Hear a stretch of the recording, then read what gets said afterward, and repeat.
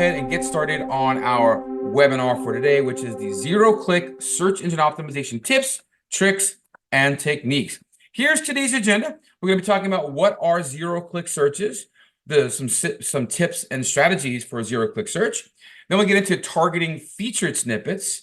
We'll look at rich snippets and direct answers, local SEO and zero-click searches, optimizing knowledge panels for zero-click searches, using schema for better zero-click potential, and of course, content's still king, but user intent is queen.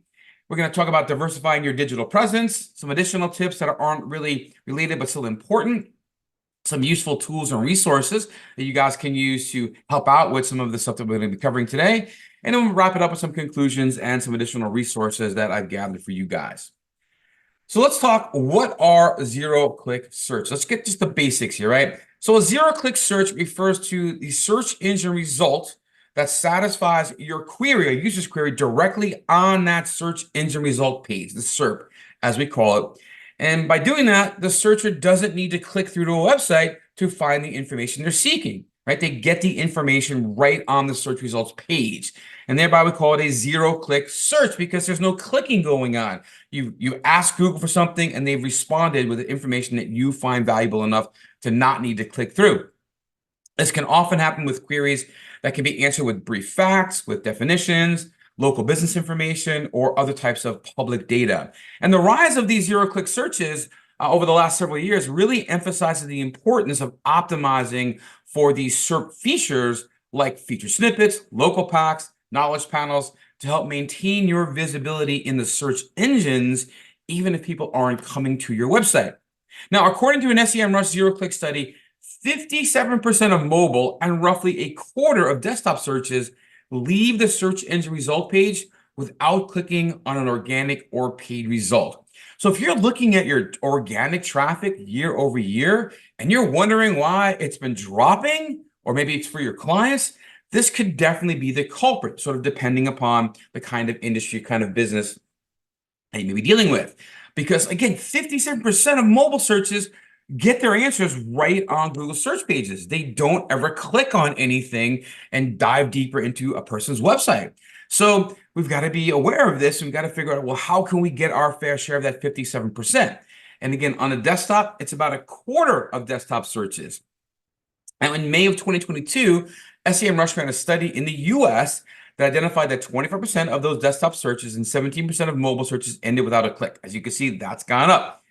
But this is likely to continue to increase, especially now that Google, Bing, and other engines are integrating AI into their results. I'm just starting to see AI showing up on my desktop results for Google Search Experience, the Search Generative Experience, which I've been seeing on my mobile desktop. So now you ask questions and AI is responding with answers. So this is really becoming something to be very focused on if you're in, especially if you're in the SEO business.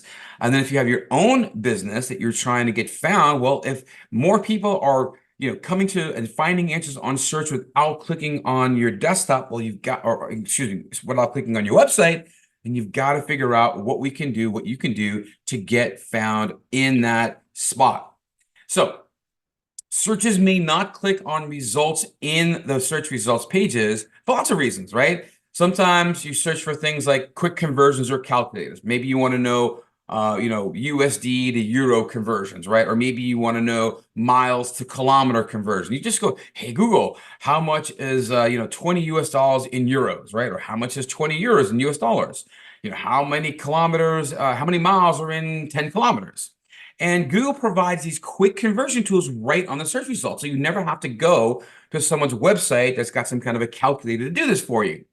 Things that refer to public or celebrity information, right? If you're searching for a particular movie name or a particular actor or actress, for example, or musician, again, often it's going to yield a knowledge panel that provides basic information about that celebrity, like their age, their occupation, maybe some notable works, and so on. And then, of course, the one that you're probably most interested in is probably one of the most valuable things that show up are local businesses or services, right? Because Google often provides the necessary information like the location, contact details, the business hours, right in the local pack or the map pack without you needing to actually go to the website to find the information. So if you were to go query pizza places near me, right, that might display a map or a list of restaurants with ratings and hours directly in the results. And you can say, oh, hey, the place you're looking for, it's open, or you can even, click a button to call them, but you never actually visit their website. So these are kind of, zero-click searches, and people aren't going any further than that, really. And these types of searches, they commonly result in that zero click.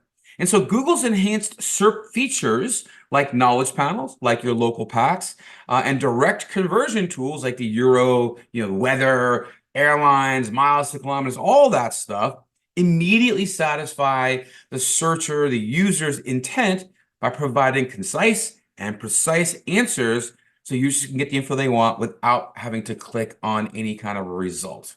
All right. So definitely important to understand that. Some other examples of zero-click searches include weather forecast. I mean, I do this all the time. I go to Google and, hey, Google, give me an hour-by-hour forecast in, my town, right, or Land O'Lakes. Or just type weather today, and all of a sudden you get the local weather widget showing up in the search results, and you're not going to weather.com, or you're not going to AccuWeather.com, you're not going to your local news source or news television station, for example, with their weather. This doesn't happen. Definitions, right? If you ask Google to define something, they're going to show a definition without requiring you a click to go to dictionary.com or something like that. And calculations, right? Just do a search for what's 15% of 200. Give you an answer right on the search results. So again, we're using Google and other engines like Bing as well to get answers, but we're not diving into a website and not going into a URL and finding more information in a lot of situations, a lot of instances. Now, as this becomes more common and as more types of information, Google will be answering for us, again, with that Google search generative experience where they're using their AI right at the top to answer your questions that maybe even aren't related to the things we're talking about. It's going to become more common. And so we have to optimize our website for these queries in essential to enhance its visibility by doing things to our website and working on different areas to get found with those zero-click searches. At least we can start to get our information out there, begin to build some of our branding. We'll talk more about that.